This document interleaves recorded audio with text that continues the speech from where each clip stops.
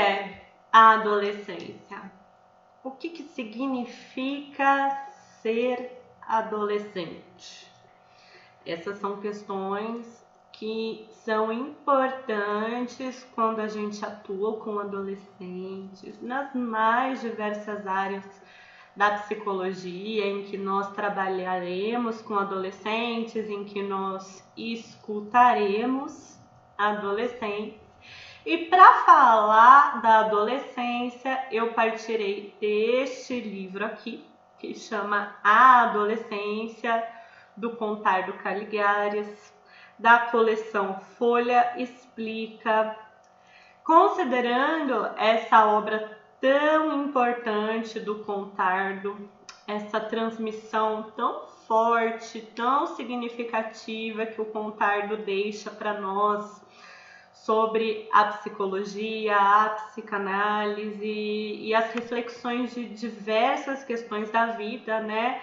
A participação dele na Folha, no jornal Folha de São Paulo, que é o organizador dessa coleção, Folha Explica, é um dos marcos, assim, porque o Contardo Caligares, ele começa a escrever uma coluna semanal na Folha de São Paulo em 1999. Então, imagina uma coluna semanal de 1999 a 2021, né? Às quintas-feiras, foram mais de 1000 crônicas publicadas, né? E nessas crônicas, o Contardo fala de filmes, fala de livros, fala de peças de teatro, fala de séries, fala de discussões da atualidade em que essas crônicas são escritas e fala também da atuação em psicologia, da atuação em psicanálise e da escuta das experiências de adolescentes, né? O Contardo, em sua clínica, tinha toda essa linha de atuação com adolescentes, com familiares de adolescentes e pensando a adolescência, né? Para falar um pouquinho do Contardo para vocês, né? O Contardo Caligares, este autor maravilhoso, este autor inspirador, né? Fascinante tudo o que ele deixa para nós em termos de transmissão. Contar um pouquinho da história dele. Ele nasceu em Milão, na Itália. Ele se formou, ou melhor, ele se tornou membro da escola freudiana em 75. A formação do Contardo não é em psicologia, né? Quando ele estudou,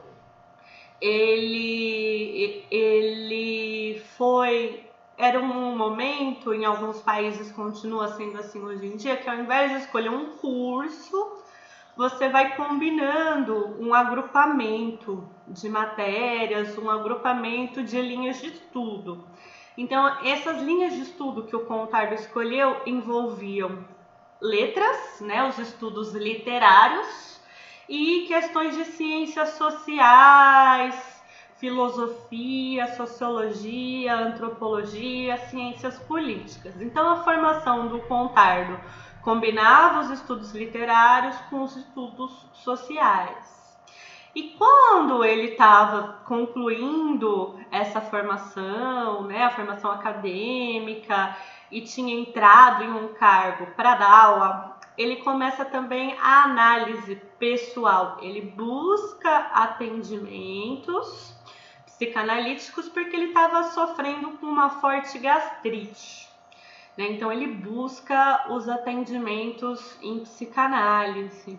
E ele conta que a transformação que esse processo psicanalítico acarretou para ele faz com que ele cogite então se tornar também psicanalista, se formar em psicanálise. Então é 75 anos que ele se torna membro da escola freudiana, em todo um percurso em psicanálise que será muito rico desde então.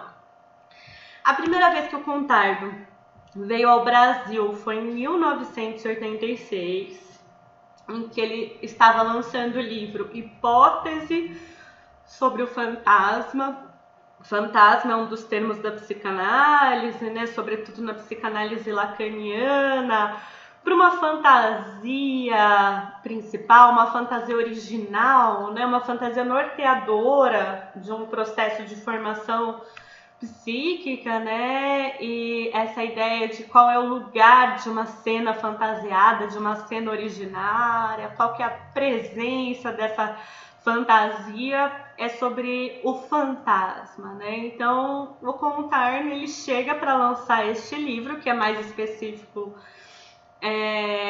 de psicanalistas, um vocabulário mais restrito ao círculo psicanalítico. Estou ressaltando isso porque muitos livros dele em seguida, inclusive esse da adolescência, não é só para quem tem uma formação e uma atuação específica na área, mas também para o público leigo, para as pessoas que de uma forma geral se interessam pelo tema. Essa é uma das características do contar, do escrever em uma linguagem acessível, escrever em uma linguagem estimulante, envolvente para pessoas da psicologia e fora dela, né? No caso, esse primeiro livro que ele vem lançar no Brasil era um livro mais restrito do vocabulário psicanalítico.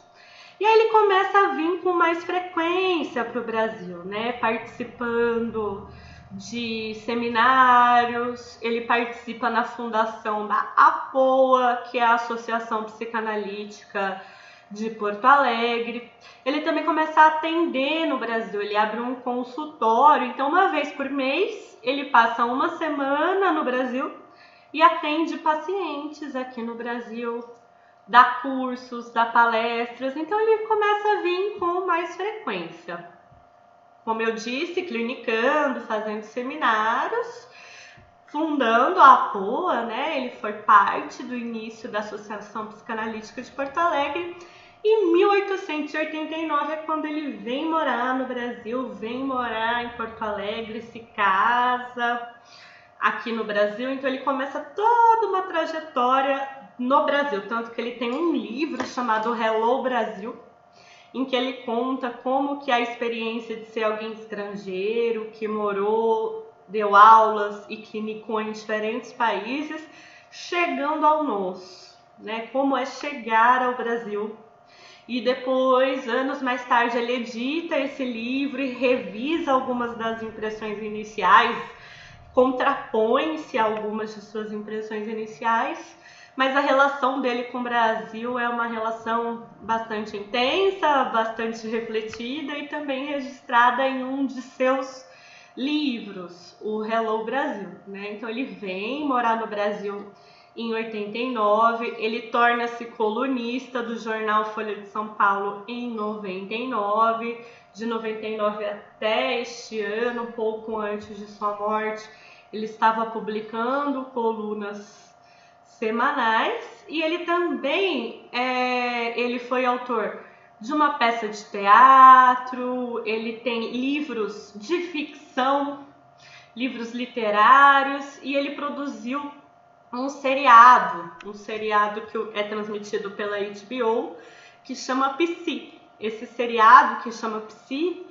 quem quiser procurar, está disponível para assistir num site que chama Lacan em PDF. Posso passar para vocês, se vocês me pedirem, né? Esse seriado conta a história de um psicanalista, o Carlo Antonini, e como são as experiências em torno da vida. É menos sobre o consultório do psicanalista e mais sobre o cotidiano, sobre o dia a dia do Carlo Antonini. Aliás, o cotidiano, nossas experiências concretas do dia a dia eram um tema bastante escolhido pelo Contardo, que a gente olhe mais para as nossas experiências ali diretas acontecendo nos nossos dias a dia, né? Foram 13 livros publicados pelo Contardo e muitas outras contribuições escritas, faladas, narradas ao longo dessa vida, né? Como fará falta o Contardo Caligares, né? Eu fiquei muito mexida com a notícia dessa perda, muito, então eu pensei, vou incluir em cada uma das nossas matérias, falar um pouquinho contribuição do legado do Caligares para a psicologia, né? E em todas as matérias é incrível, que em todas as matérias fica até difícil escolher sobre o que falar, porque ele tem muitas contribuições a dar. No nosso caso hoje, vamos falar sobre o livro A Adolescência, do Contardo, e a primeira coisa que o Contardo faz, e faz durante todo o livro, que é um livrinho de bolso, né? Ele é pequeno em número de páginas, pequeno em tamanho, mas não é pequeno na densidade do conteúdo, né? O que ele vai fazendo ao longo do livro A Adolescência é chacoalhar, né? O que a gente costuma pensar da adolescência. É ir dando elementos para que a gente saia de um lugar do senso comum, saia de um lugar da naturalização dos adolescentes e, inclusive, pense como essas ideias que nós temos sobre a adolescência, essas ideias predominantes sobre a adolescência atrapalham, prejudicam para que a gente possa compreender de fato como as experiências de adolescentes são vividas, né? Então, pensando na forma como o Contardo chacoalha nossas ideias de adolescência, uma ideia importante que ele traz é a seguinte: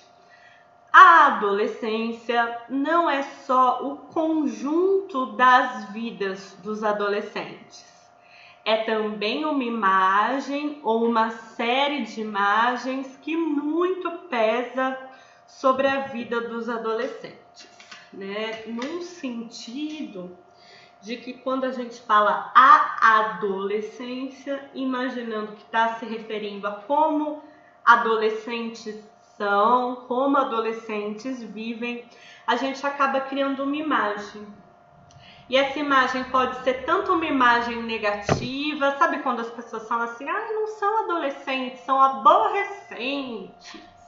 E aí constroem uma imagem da aborrecência como revolta, irresponsabilidade, rebeldia, indisciplina, imaturidade, vai colocando adolescentes assim como complicados, instáveis, um turbilhão emocional, vai construindo ali uma imagem de adolescentes difíceis, mas também uma imagem, como eu disse no início da aula, uma imagem da adolescência como prazer, diversão, fruição. A adolescência é um momento de aproveitar intensamente, de experimentar, de descobrir, é o melhor momento da vida, né? Se em algum momento vocês já disseram para adolescentes, aproveita que essa é a melhor fase, é a melhor parte. Este livrinho do Contardo, ele ajuda bastante a gente a pensar o quanto essa é uma imagem da vida de adolescentes, que pode ser muito distante de como a adolescência é vivida, e é uma imagem também que pesa. Então, seja em termos positivos, seja em termos negativos, pensar essas imagens da adolescência é um processo fundamental para a gente buscar ouvir adolescentes e uma compreensão mais ampla de adolescentes. Tem uma atividade que eu costumo fazer quando a gente inicia projetos com adolescentes para discutir sobre esse momento da adolescência, que é assim: a gente pega uma folha de sulfite, pede para que dobrem essa folha em 4 partes.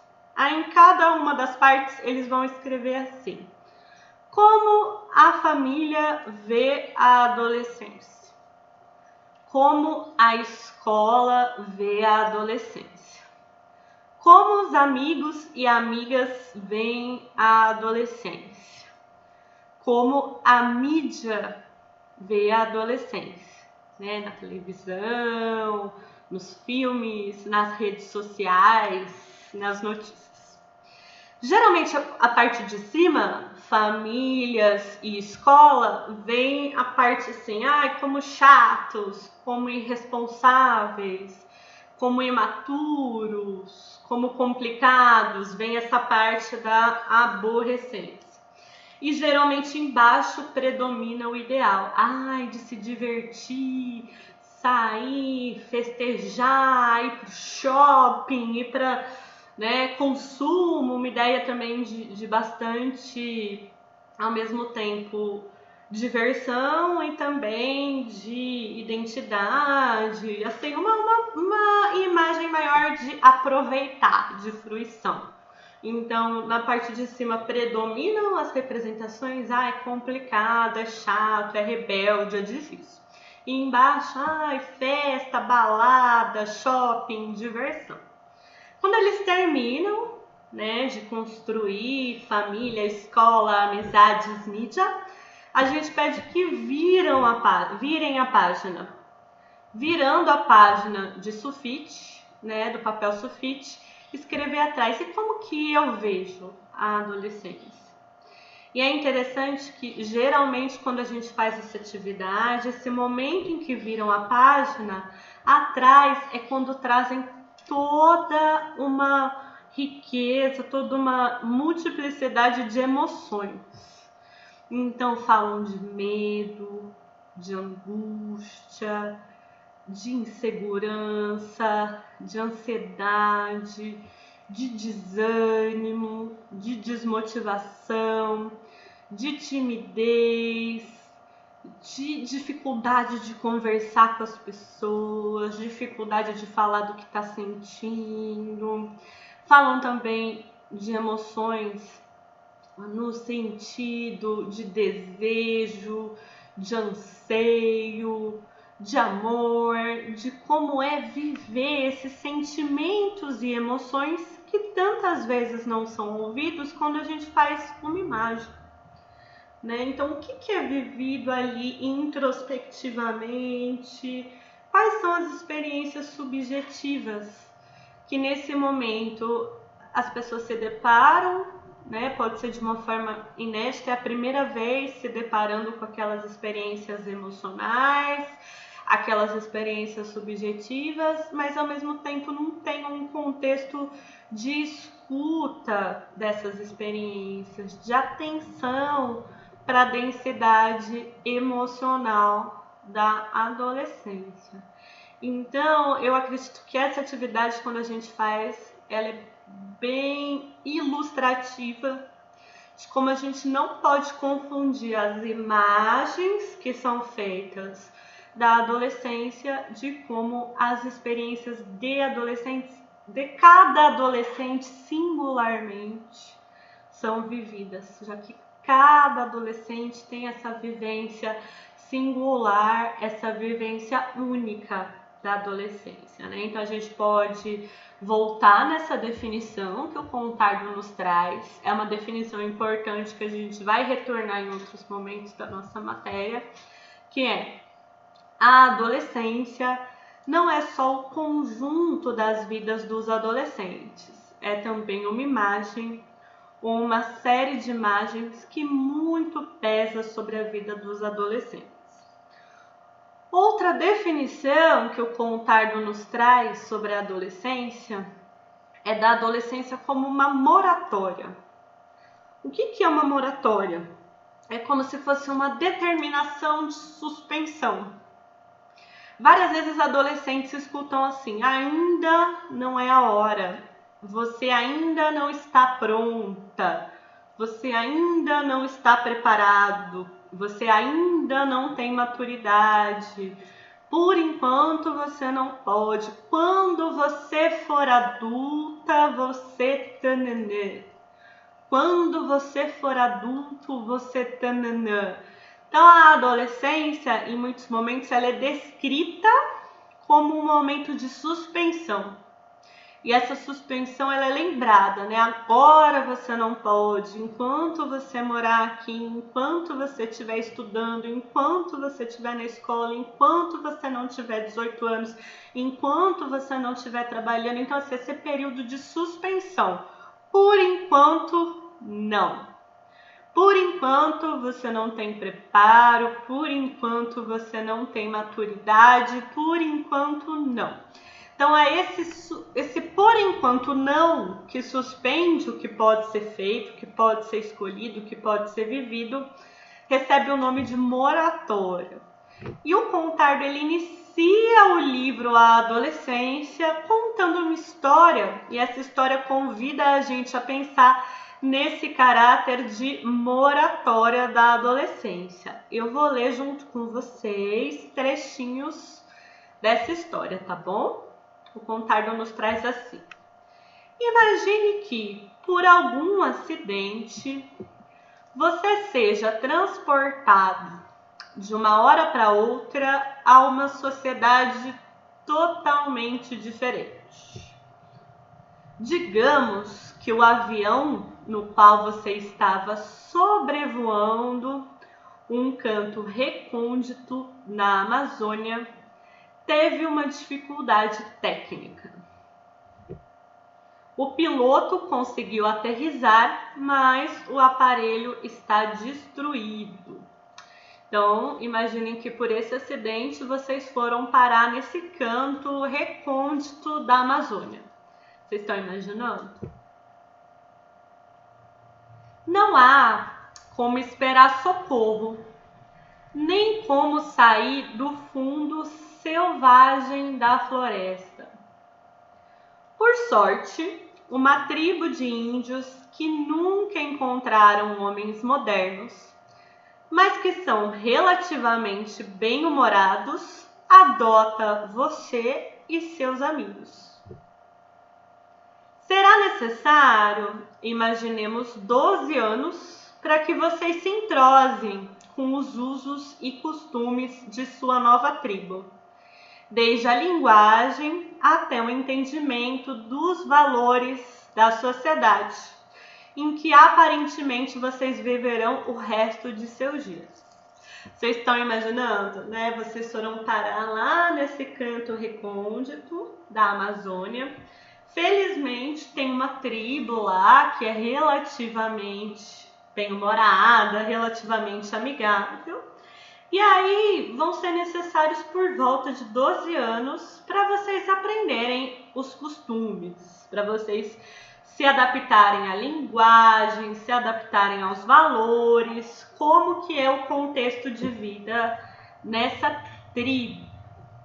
Estão imaginando? Vocês lá foram parar nessa tribo num lugar distante, que não dá para sair de lá, e esse período em que vocês vão aprendendo sobre os hábitos, os costumes, os valores, a linguagem dessa nova sociedade. O Contardo, ele continua. Os 12 anos passaram. Então imagina que se passaram 12 anos. Os 12 anos passaram. Você agora fala correntemente a língua. Conhece as leis e as regras de sua nova tribo e, na verdade, se sente um deles. Okay? Depois de 12 anos, você se sente um deles. Foram 12 anos convivendo, 12 anos se adaptando, 12 anos aprendendo, 12 anos observando, 12 anos se preparando. Você se sente um deles. Entre as coisas que você aprendeu, está o fato evidente de que nessa sociedade é importante sobressair e adquirir destaque. Isso é um valor, sobressair e adquirir destaque. E, para se destacar, há principalmente 2 campos, seja você homem ou mulher, a pesca com arpão e as serenatas de berimbau. Ok? Então você já aprendeu, você tá bom, você tá craque, você tá boa, você tá ótima em pescar e em tocar berimbau. 12 anos depois, foram 12 anos aprendendo.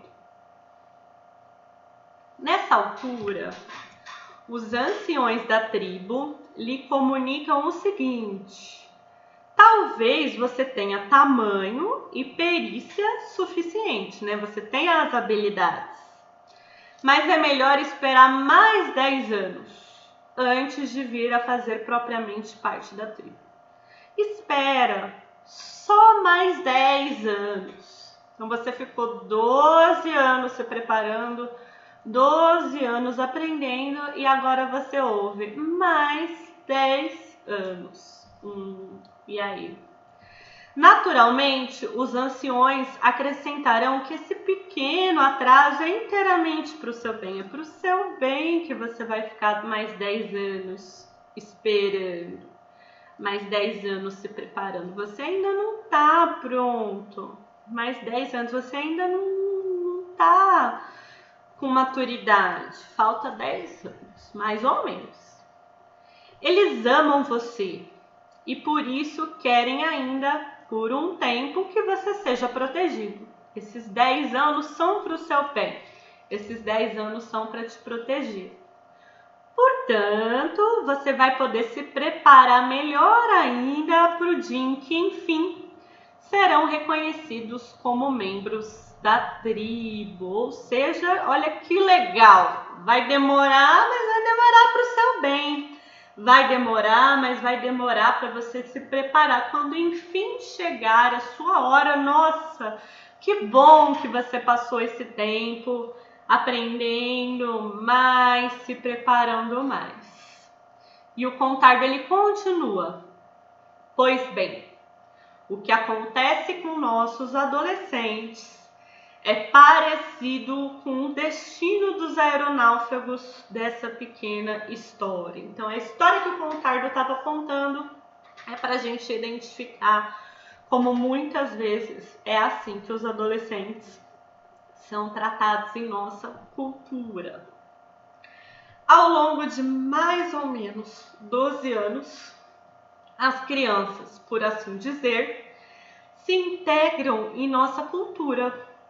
E entre outras as coisas, elas aprendem que há 2 campos nos quais importa se destacar para chegar à felicidade e ao reconhecimento pela comunidade: as relações amorosas sexuais e o poder, ou melhor, a potência no campo produtivo, financeiro e social. Amar e trabalhar.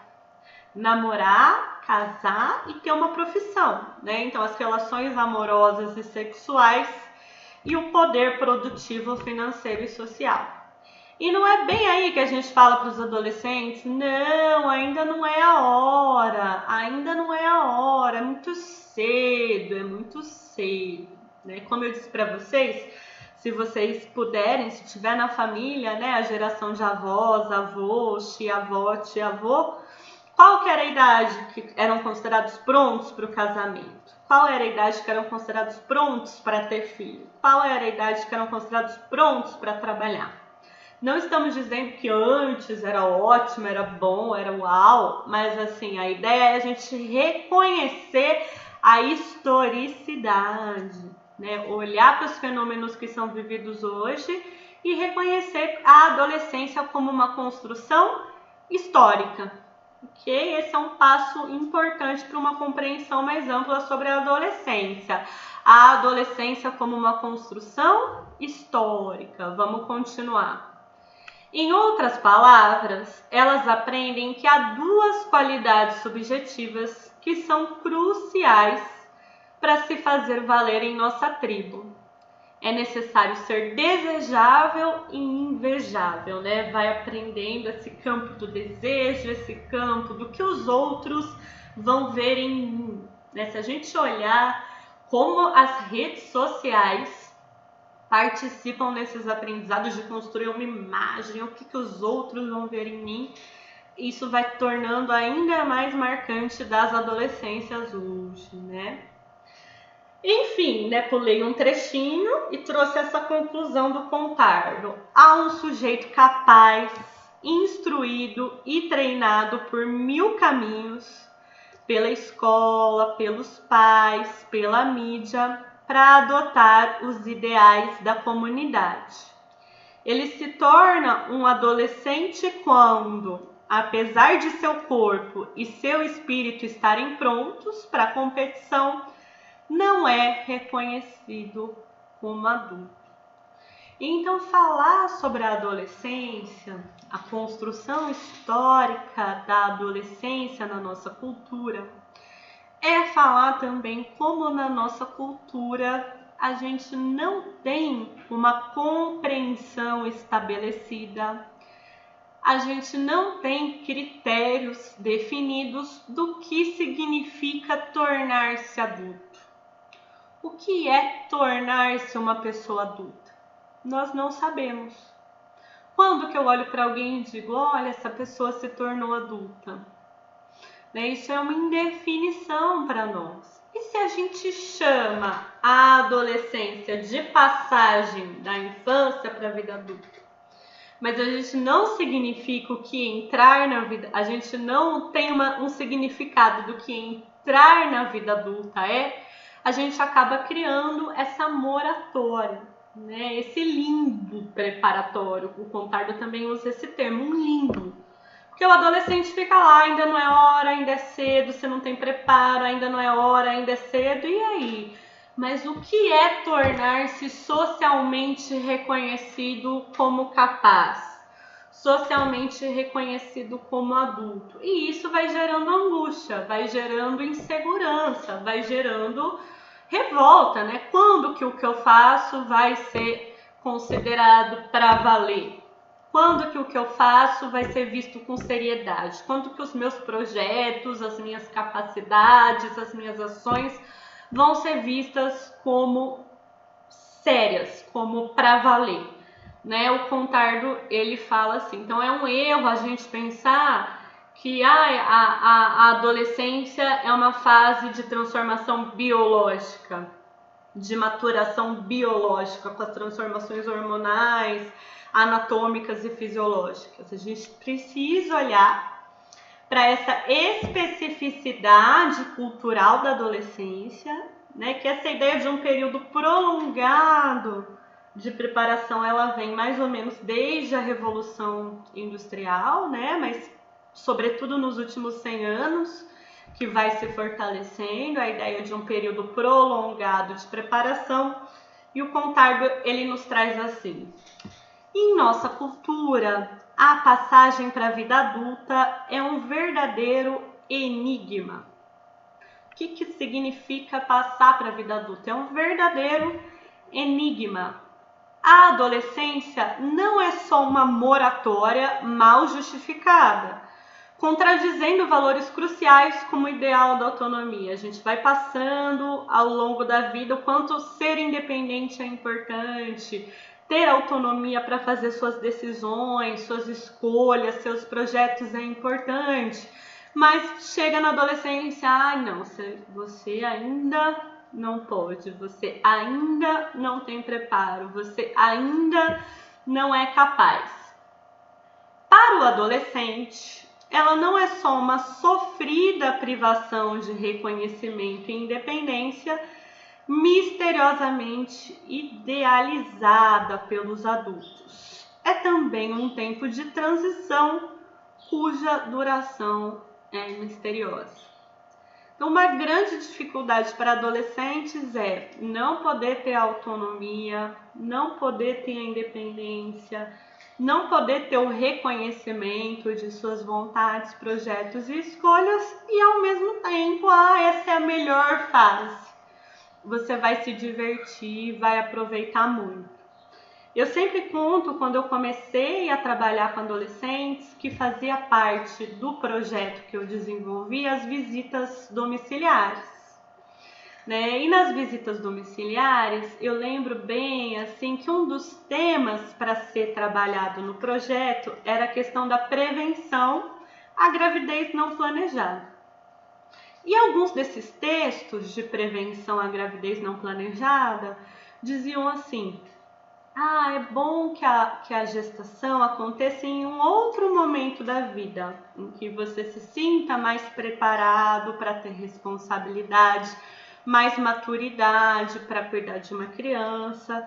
Até aí é bem interessante que a gravidez possa vir num projeto de vida, numa escolha da pessoa. Mas alguns dos argumentos eram: a adolescência não é um tempo de ter responsabilidades. A adolescência é um momento de aproveitar, de se divertir. Só que quando eu ia nas visitas domiciliares, o que eu percebia? que muitos adolescentes, principalmente as garotas, de manhã iam para a escola e à tarde cuidava do irmão e da irmã, cozinhava, limpava a casa, né? Os irmãozinhos e irmãzinhas bebês, pequenininhos ou crianças, muita responsabilidade, né? Muito trabalho. Então, como assim a adolescência não é fase de responsabilidade? A adolescência você não tem maturidade para se responsabilizar. Isso não corresponde, né, à experiência de grande parte dos adolescentes que trabalham em casa, com as atividades domésticas, de cuidado com criança, trabalham fora de casa, em outras áreas que estão lá ajudando no trabalho, ou empregados, né, no primeiro emprego. Então, assim, não é verdade que a adolescência é um período só de diversão, só de descoberta, de fruição, de experimentação, sem responsabilidades. Além de toda a responsabilidade da escola, dos estudos, da organização. Então lembrem-se, né? Essa imagem da adolescência festa, balada, passeio, curtição, não, a gente precisa parar de repetir coisas assim. Ai, adolescência é pura diversão. Não existe, né? Não só não existe, como é um peso para os adolescentes que de fato estão vivendo essas experiências. O contar dele continua. Ele diz assim: tal contradição torna-se ainda mais enigmática para o adolescente, na medida em que essa cultura parece idealizar a adolescência como se fosse um tempo particularmente feliz, né? E a gente volta na idealização. Tipo, ai, como eu queria voltar a ter a sua idade, era tão bom, tão melhor, eu não tinha preocupação, eu não tinha problemas, eu não tinha boleto, né? A gente fala desse jeito, assim, como se a adolescência não tivesse as suas preocupações, os seus conflitos, os seus problemas. Como que é possível que se fale da adolescência assim de uma forma tão idealizada? É porque as pessoas não estão refletindo e meio que apagaram, recalcaram mesmo no sentido da psicanálise, né? Construíram barreiras, defesas para não entrar em contato com como a adolescência é vivida, como a adolescência foi vivida por nós. Né? Como que é possível idealizar a adolescência como um tempo particularmente feliz, sem preocupações, sem problemas, sem conflitos, sem dificuldades? Não é verdade. Se a gente for lembrar como nós vivemos, a gente vai perceber que não é verdade. Se o adolescente é privado de autonomia, se é afastado da realização plena dos valores cruciais da nossa cultura, como pode essa mesma cultura imaginar que ele seja tão feliz? Que é a melhor fase, melhor fase. Então, quando a gente se depara com essas ideias de aproveita porque é o melhor momento da sua vida, aproveita que depois passa, aproveita que... Vamos lembrar então, vamos fixar o que o Contardo nos traz. A adolescência não é só o conjunto das vidas dos adolescentes, é também uma imagem ou uma série de imagens que muito pesa sobre a vida dos adolescentes. E para que a gente possa ter uma postura, ter uma escuta de valorização e reconhecimento das experiências de adolescentes, tais como elas são vividas, tais como os significados são construídos singularmente por cada adolescente que vive essas experiências, e também para pensar a nossa atuação profissional com as famílias, com as escolas, com quem convive e é responsável pela formação desses adolescentes, eu recomendo muito este livro, que a gente leu alguns trechinhos agora, do Contardo sobre a adolescência. Espero que vocês tenham gostado, né? Eu sei que vocês já conheciam um Contardo de outra matéria, quando a gente leu Cartas a um Jovem Terapeuta, e agora recomendo essa leitura. Acredito que vocês vão gostar e que tem ainda muitas questões para a gente pensar, para a gente aprender, para a gente ter como base, como referência na atuação com adolescentes, quando vocês realizarem a leitura deste livro, A Adolescência, ok?